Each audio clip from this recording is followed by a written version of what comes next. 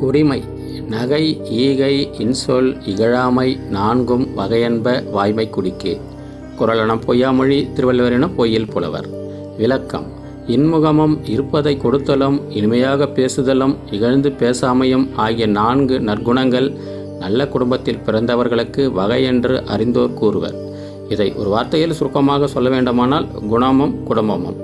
இதோ அடுத்து வருகின்ற ஒளிப்பதிவில் நற்குணம் பற்றி ஒரு காட்சியுடன் காண்பிக்கப்படுகிறது. நன்றி, வணக்கம். அண்ணே, நான் போய் சாப்பிட்டு வந்துடுறேண்ணே. டேய், எங்கடா சாப்பிட போற? இந்த தெருமுனையில ஒரு தள்ளுவண்டி கடை இருக்குண்ணே, அங்கதானே? அப்படியா?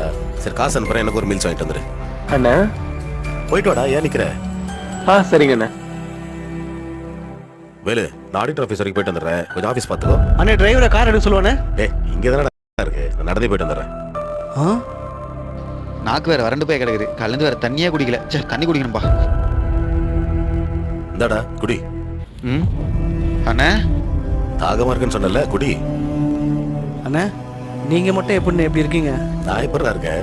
இல்லண்ணே, மாசத்துக்கு நீங்க 8 லட்ச ரூபாயிலிருந்து 10 லட்ச ரூபா வரைக்கும் சம்பாதிக்கிறீங்க. வீடு காரணி எல்லாமே இருக்கு. அப்படி இருந்து நீங்க இவ்வளவு சிம்பிளா இருக்கீங்களேண்ணே, அதை தானே நாங்க சொல்ல வரோம்.